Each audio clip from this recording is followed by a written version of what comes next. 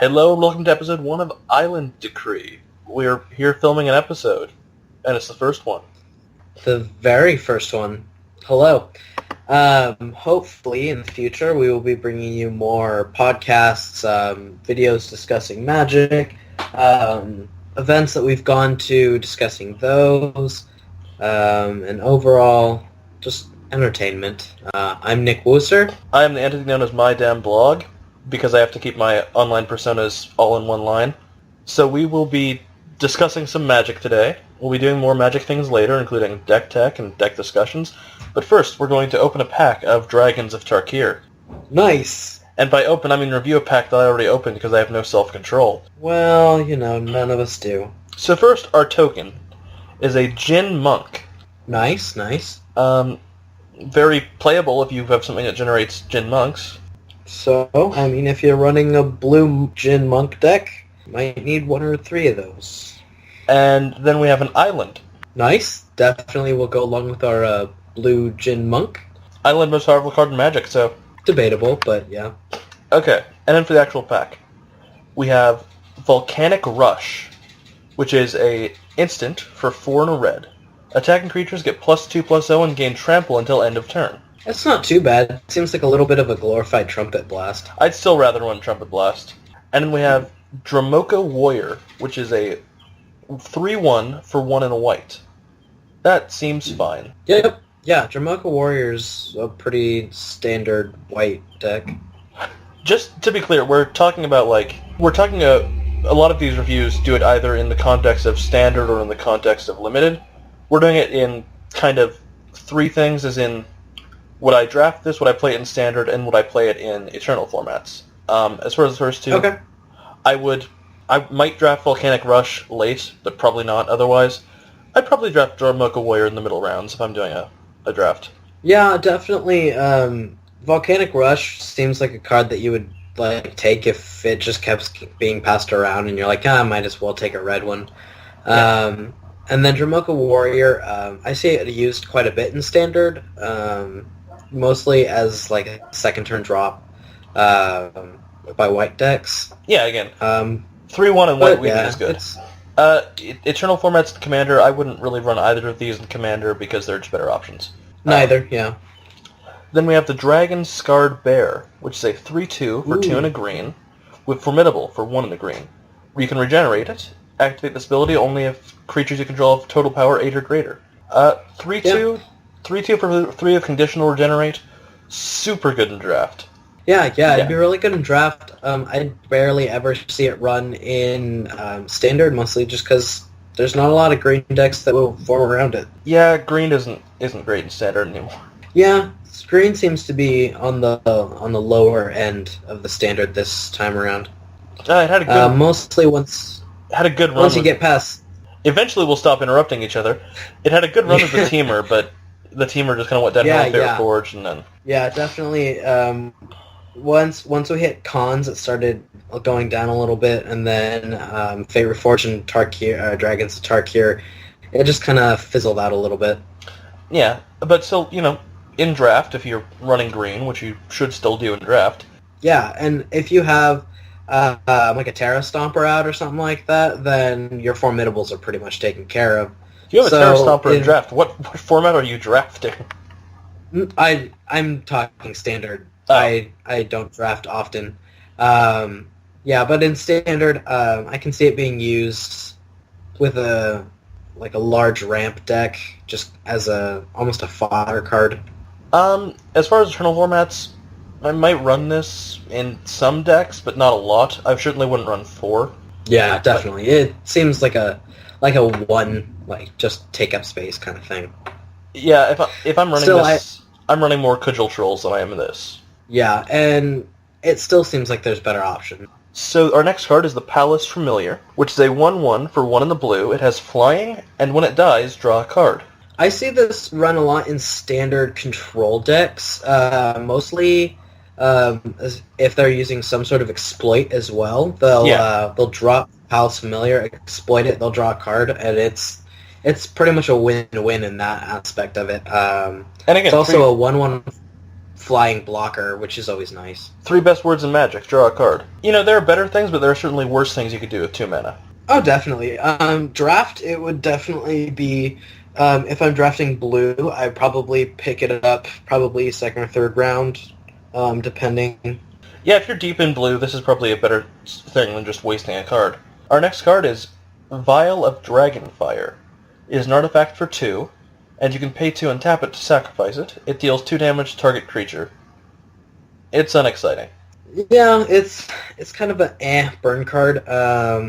I see it run in drafts every once in a while, but I rarely ever see it in a standard deck. Yeah, you're not going to run this in standard. You're not going to run it in modern. You're certainly not going to run it in commander. No, definitely not. You'll pick it up in draft for removal, basically. That's definitely. The only format you'll see it Yeah. That being said, it is really cool because it is referenced on that card from Favorite Forge that can go digging for it. This card specifically. Yes, it can, which was interesting because at the time, didn't this card not exist? This card did not exist, but it was cool because there was because Favorite Forge was the way in the past, and then this is the thing he built in an alternate timeline, where Heartpiercer Bow was the thing he built in the Khans of Tarkir timeline. Yeah. So we have a little bit of that backstory flavor with this card. Yeah. But actual playability is kind of meh. No, it's disappointing. Loading Ready Run deserved a better preview card. Butcher's Glee. 2 and a black for an instant. Target creature gets +3/+0 and gains lifelink until end of turn. Regenerated. I really like this card.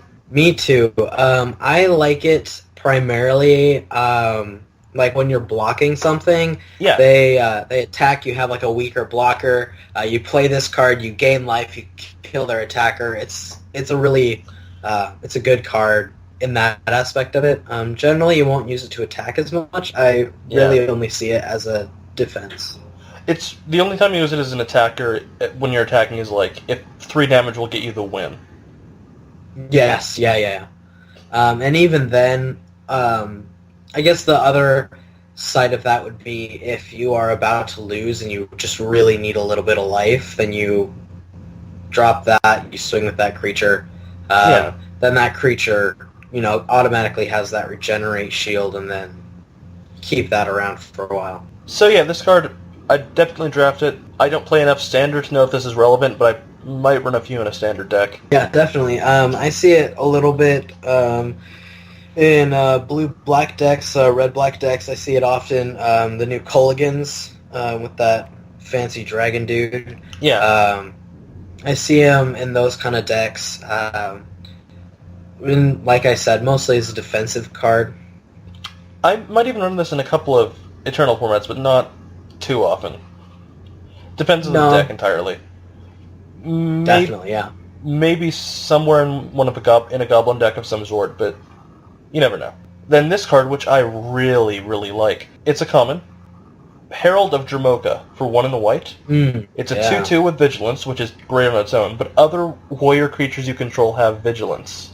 Yeah, I see this a lot in those white weenie decks. It's 2/2 bear. You drop it. Second turn, all your other warriors get that vigilance aspect of it, which is nice in a white weenie deck, but other than that, like, it's not too useful unless you're running, like, white decks in standard. Warriors are a very relevant subtype in this format. Huh? Warriors are a very relevant subtype. Oh, yeah, yes. Yes, they are. But still, they're primarily white, I have found. Yeah, there's some black in there, I believe, but if you're running a warrior tribal... Generally what I've seen is like a warrior tribal with bolster. It works really well in that deck, and that's primarily a mono white. I mean, bolster is white and green, so yeah, Jamocha. Yeah, definitely. But yeah, I like this card. I would consider, if I were ever making a warrior commander deck, this would definitely go in it. Yeah, definitely for that kind of thing where the majority of your cards are warriors. So really, if you have that warrior tribal aspect going on, then it can really be helpful. But if not, then it's kind of... And again, in draft, it's a 2/2 body with Vigilance. Yes. It's not a first pick, but it's good enough that I would take it. And then we have the Tayogi Interceptor, which is a 3/1 for 3 and a blue. It has Flying and Megamorph for 3 and a blue. it's unexciting. Yeah, it's just kind of a meh. It's really one of those, if you have cards that get some sort of benefit from another card megamorphing, then you might want to keep that in there, because it's kind of a cheap megamorph compared to the others. Yeah. But other than that, you really don't have too much of a need for it. And you're never playing this vanilla, because why would you? Yeah, that would seem pointless. And we have the Segmented Crotic, which is 5 and a green for a 6/5 megamorph for 6 and a green. Yeah, this one I don't see very often. I see it every once in a while in a ramp deck, but mostly for people who haven't been playing very long. Generally, if you see a card with a mana cost such as this, it's going to be much better. For example, Hornet Queen is a good card to replace this with, just because with the new format of dragons and everything like that, those flying death touch blockers will just wreck. And the thing about Standard is that even with ramp, Standard, as of recent years, is a very fast format. It is extremely fast.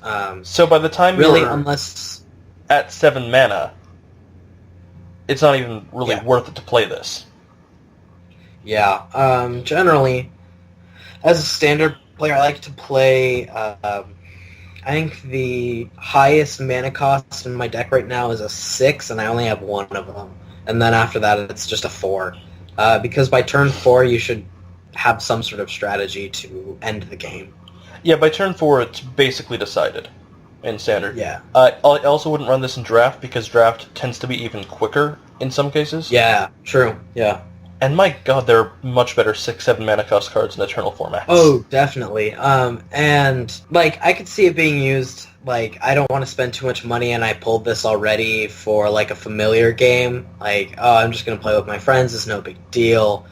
You pull it out, like, you bring that out on the field, they don't have a way to counter it. It can be pretty devastating in that kind of format, but generally in Standard, you're not going to get there unless you're playing, like, a blue-green, but even then, it's still not useful. You know what else is 6 mana, and also in Standard? Terra Stomper. True, yeah. Also, a lot of the dragons are, like, the Dragon Lords, that kind of stuff. Those are all pretty, those are under 7 mana as well.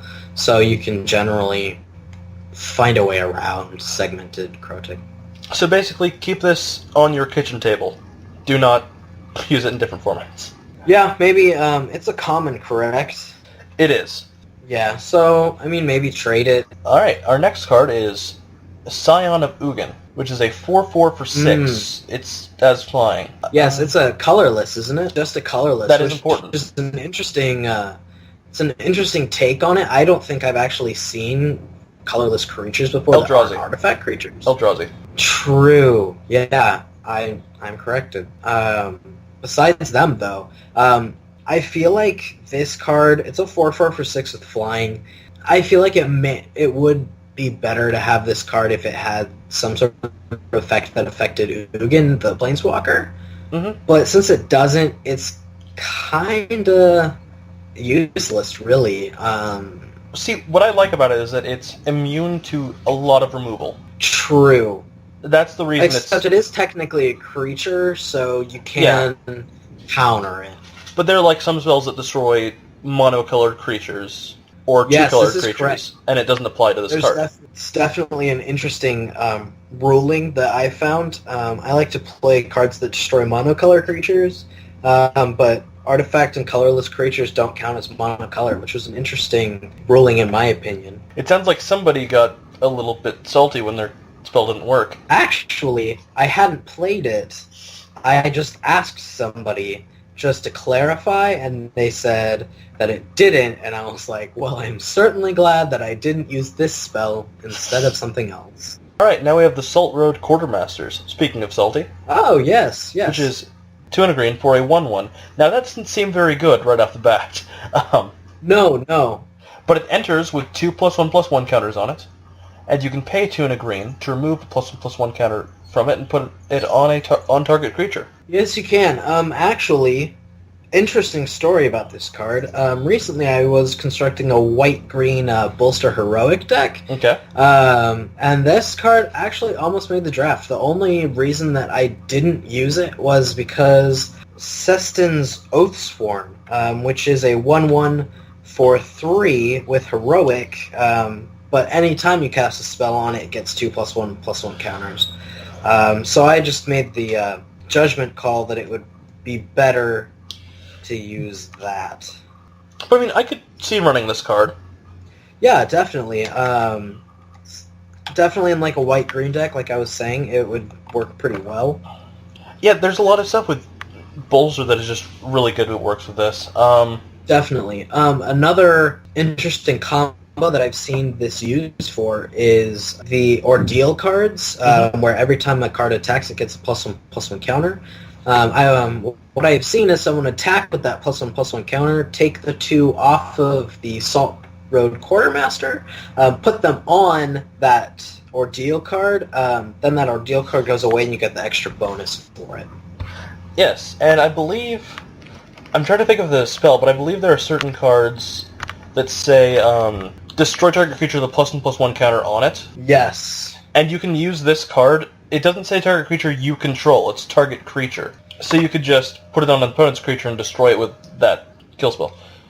Yeah. Alright, moving on to our third uncommon, which is Void Squall. It's a sorcery for 4 and a blue. Return target non-land permanent to its owner's hand, and it has rebound. That's not bad. It's a little bit of a delay spell. In blue control, put it back, counter it next turn. One of my favorite things to do against a blue control deck is actually to use a little bit of blue control to send things back to their hands. Then when they play it next turn, they use their mana so that they can't play a counterspell. It works a little bit of a bait that way. I enjoy doing that just to get around all those counterspells. Also, if you're up against a bolster deck or a deck that has a lot of 1/1 counters on it, return it to their hand, all those counters go away, and they have to start back over from ground zero. Yeah, I mean, this would be fine. I'd probably even run this in Commander on a few occasions. Draft is a bit high. Definitely, yeah. Alright, we do have a rare, but we'll get to that in a minute because we have a foil. Ooh! We have the Sand Steep Scavenger, which is 4 and a green for a 2/2. When it enters the battlefield, bolster 2. It's not bad. I mean, worst case, it's a 4/4 for 5. True. I still feel like it's a little bit expensive. Yeah, I wouldn't pick up more than 1 in the draft, and I probably wouldn't run it in Standard. Definitely. I have never seen these run in Standard. That's why I hadn't no idea what it did. But yeah, it just seems a little too expensive with a little bit too little of a effect. Yeah, I have a Commander deck where bolster is one of the key mechanics, and I wouldn't put this in there. Yeah. Yeah. And then our rare is a mythic. It is red. It's Dragon Whisperer, which is a 2/2 for red. You can pay 1 red, it gains flying until end of turn. You can pay 1 and a red, and it gets +1/+0 until end of turn. And then it has Formidable for 4 red. Put a 4/4 red dragon creature token with flying onto the battlefield. Activate this ability only if creatures you control have total power 8 or greater. I expect more from a mythic. Same. Generally, when I hear something's mythic, I expect it to have some sort of like ridiculous ability that you can like really even just center a like a strategy around. Like, just to put it in context, like Planeswalkers are also mythic rares. Yeah, Planeswalkers are mythic rares. So the Dragon Lords are mythic rares.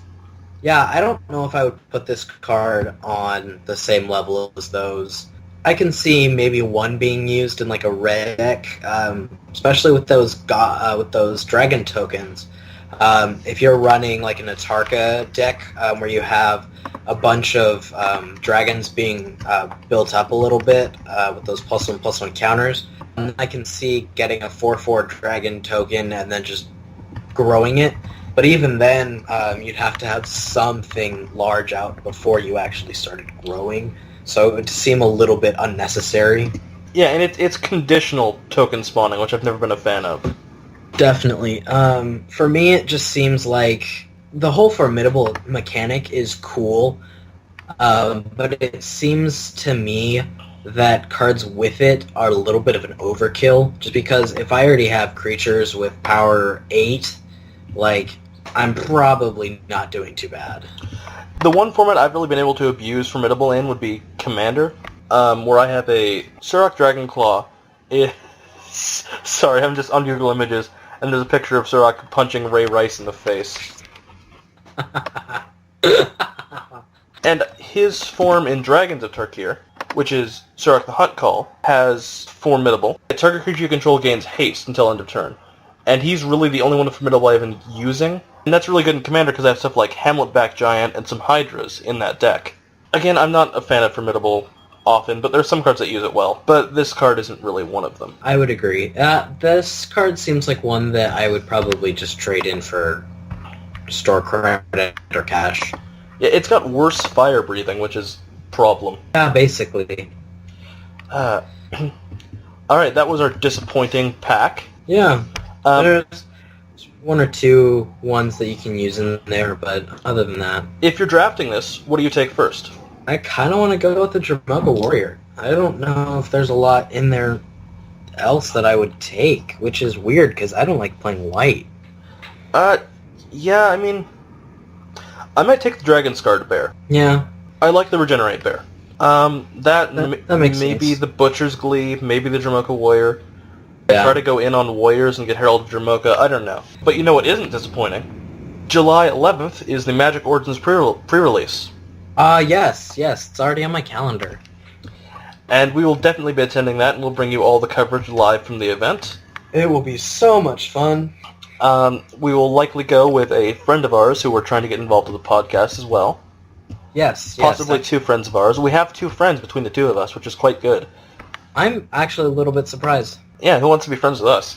Wow, yeah. But Magic Origins, I'm really looking forward to seeing the rest of the flip card Planeswalkers. Oh, yes, definitely. What do you think of the only one that's currently released, Liliana? So Liliana's been spoiled for a while, but this is Liliana, Heretical Healer, so she is a legendary creature for 1 black. She is a 2/3. She has lifelink, and whenever another non-token creature you control dies, exile her. Then return her to the battlefield under its owner's control. If you do, put a 2/2 black zombie creature token onto the battlefield. I love the flavor, and I love the card. That's definitely really interesting. But she flips into a Planeswalker. Yeah, definitely. Which she enters with 3 loyalty counters. +2, each player discards a card. Another Liliana has that effect, and I got to abuse that in the game of Commander once, and everybody hated me. That sounds very entertaining, actually. I run Liliana Vess in my current standard deck, where she has the add 1 target opponent discards a card, which is nice for the standard game, but I can see how the Commander deck would work really well with this effect. For -X, return target non-legendary creature card with converted mana cost X from your graveyard to the battlefield. Nice. I always like Resurrection. Yes, and then -8, you get an emblem, because Magic loves their emblems now. Oh, yes. With, whenever a creature dies, return it to the battlefield under your control at the beginning of the next end step. Whenever a creature dies, not just creatures you control. Yeah, I am really liking that ability. Primarily, right now in Standard, I'm running a Resurrection style deck. How fast does that card go into your deck? Mill. Oh, so fast. So basically, my strategy is to mill out the opponent's deck and then resurrect all their cards. And just this ability is ridiculous. And that doesn't go away because it's an emblem. Yeah, and you just can't get rid of it. I love how there's no way to actually target emblems. Yeah, definitely. So this just means... have you seen... Oh, I'm sorry. Everything that dies forever is yours. Yeah, that's just ridiculous. So unless your opponent has ways of exiling things, they're screwed. I think really the only problem that I can foresee with this Liliana is if you're using... let's say you're using her in Standard. You play her, you exile or bring her back as a as a planeswalker, while someone drops 2 lightning strike, that's 3 damage and she's gone. That would suck. Yeah, but you run that risk with any planeswalker. True. I just feel like 3 is a little bit too little of a starting. Preferably, I like my planeswalkers with 4. Yeah. But she does come, like, again, direct damage with spells is a good way to get rid of her. But she does come with ways to defend herself from attacks in that zombie token she creates. Yes, I do like that. The one thing I look for in planeswalkers is can they defend themselves, and she can. And especially with that -8 ability, she's gonna give you an army. Definitely. I think the only downside I can see to this is if her -8 emblem was whenever a creature is put into the graveyard, then it comes back under your control, because then you can just keep with that +2 and just discard cards, and every time someone discards a creature, that's coming back on the battlefield under your control. But I feel like just in order to keep it from just being broken, yeah, they have to keep it just creatures dying. Which works out better for people that don't run Mel. Yes, true. But no, I'm really excited to see what they do with the other 4 planeswalkers they're going to be doing this for. I love the flip cards in Innistrad, and I think this is a cool idea. I would agree with you. Which planeswalker, just as a interview question, which planeswalker do you want to see next? Jace. Definitely. I think Jace is a really popular pick on that. Surprisingly enough, I want to see Chandra and see how they work her around. Because Chandra is your waifu? Hey, just because I have every edition of her doesn't mean we're married yet. You don't have the anime edition. Okay, you got me there. I don't have the Japanese special edition anime version, which is a blow to my heart, but is correct. And let's see, looking at the rest of these planeswalkers, so Jace, Chandra, Liliana has already been spoiled. Gideon I'm interested in. Yeah. I haven't heard from Gideon in a while. True. But I'm interested in seeing what they do with Gideon, him. I feel like he's either going to be pretty similar to the original Gideon, or they're just going to completely change him. But I don't see a lot of middle ground here. Yeah, and then Nissa is going to be really interesting because we haven't heard from Nissa in a long time. Definitely, Nissa and Gideon seem to be, after they first came out, they kind of fell off of the world a little bit. Chase with all his multiple editions of being banned and becoming the guild being patch. super expensive. Then with Chandra the Firebrand, all her different editions. Liliana Vess, all her other editions. It's going to be interesting. Sort of surprised Garrick wasn't in this set, but... A little bit, but, you win some, you lose some. Yeah. And Garrick has lost some. Although I'm kind of... See, I know they wouldn't do this, but I wish Nico Bolas was in this set. Oh, Nico Bolas. Because he got less powerful when he was originally the most powerful thing ever. So I want to see this broken card. I'd like to see Ugin come back, a nice reprint of Ugin sometime in the future. Nico Bolas. I feel like if we had another kind of Ugin Nico Bolas face off, that'd be pretty interesting. Sometime in the future. I feel like we kind of lost that opportunity with Nico Bolas not being printed in Dragons of Tarkir. Yeah. But I can see that happening sometime in the future and being pretty interesting. Yeah. So basically, we're really excited for Magic Origins. We wish they had spoiled a lot more stuff than they already have. Yeah, definitely. With a few months to go, we still have a little bit of time to spoil stuff and get excited and fangirl over it, but, it would be nice to be able to skip that time and start fangirling now. Yeah. So there is a Grand Prix coming up.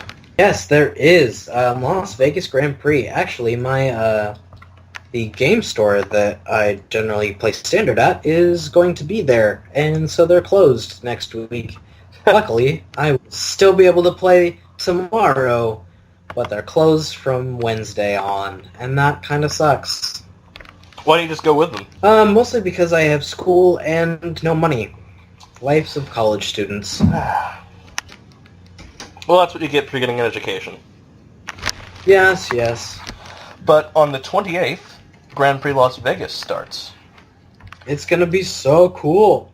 I will be watching live coverage. We'll probably bring you some information about what's been going on at the event, how certain players are doing, and what decks are working out well. Definitely. I'll be watching it on Twitch, and really any other source where you can watch it. Same. Basically nonstop. And yeah, I mean, I'll really be watching it pretty much while doing school. But really, if you want to get like a little pre-game going on for that, the finals and semifinals for the past Grand Prix these years have been up. I have already watched them. Personally, I enjoyed the semifinal in the Paris Grand Prix, but that was just me. And as far as if you're wondering when we may show up at a Pro Tour, we are currently targeting July 24th through 26th for Grand Prix Dallas. Yes, we're hoping to get there. It may not work out, but we're definitely got our fingers crossed. Yes, it is much closer than Singapore or Copenhagen. So, yeah, and really, I mean, as much fun as it is to drive to Singapore, from the West Coast United States, it's not going to work out very well. yeah. So hopefully we will see you at Grand Prix Dallas. We will sadly not see you at Grand Prix Las Vegas, but if you are going, do leave us a comment and let us know how you did, how the event was. Definitely, that would be super awesome. Love to hear from people who are actually there. Yes. And you know what else comes out later this year? What? Battle for Zendikar. What? It does? I didn't know. I did know, actually. Mostly because I've been fangirling over that as well. Mostly because Zendikar's coming back. So if you missed Zendikar the first time around, I'm sorry. Oh, yeah, I am sorry as well. But don't be too sad because it's coming back. I just hope that they print cards as good as they did the first time around at Zendikar. Definitely. I'm looking forward to some previous reprints from the first printing. Yeah, I'm hoping that they do. Any cards in particular? Not off the top of my head. I just liked the set and the flavor of it. Yeah, Zendikar is real good. Yeah. It's probably the most exciting set that we've had in a long time. Theros excited me because I'm a nerd for sorts of history, but... Yes. Theros and Born of the Gods probably have been my favorite sets in that block. Khans of Tarkir, Fate Reforged, and Dragons of Tarkir, they were good sets, but, I mean, they weren't too exciting for me, but definitely Theros, Born of the Gods, they're two sets that I've really enjoyed playing. One thing I'm hoping for in Zendikar is... let's get the vampire train rolling again. Yes, definitely. Yeah, I am a big fan of the vampire train. And could we look for maybe some Eldrazi to show up? You never know. That would be interesting. I feel like that I wonder, now this is just my speculation, if they may bring back the Eldrazi but nerf them a little bit so that they're a little bit cheaper to play. And that way, because, I mean, the previous Eldrazi were ridiculous and awesome, and I loved playing with them, but they were a little bit difficult to get out unless you had a strategy, like, devoted to getting them out. So I'm wondering if Wizards may nerf them a little. Well, as I understand it, Ulamog and Emrakul are no longer on Zendikar. Interesting. But Kozilek is, I believe. So I wonder if we're going to be seeing more of his clan. Yeah. Kozilek was probably the least powerful of the three. That being said, he was still a 12/12 for 10. This is true, and my speculation on this lore is correct. It's possible he may have just drove out Ulamog and well, no, I all believe his friends. I believe they left. They just left to go feast off other things, but he liked feasting on Zendikar. Interesting. If you didn't know the original Kozilek, 12/12 for 10. When you cast him, draw 4 cards. Annihilator 4. When he's put into a graveyard, shuffle your graveyard into your library. I like that card in itself, but, you know. So yeah, fingers crossed for more Eldrazi. We'll probably bring you at least one podcast a week. At least one. Hopefully 2 in the summer. Definitely, yeah. Hopefully 2 in the weeks going forward, actually. And then when we hit the summer, yeah, definitely 2 to 3. We're going to bring you some Magic deck techs, some speculation on future sets. We'll bring you some how-to-play guides on certain deck styles, and some gameplay, including a cube draft and a large commander game. We're trying to get together an 8-player commander game, so that should be really interesting. Yeah, that'll be a lot of fun.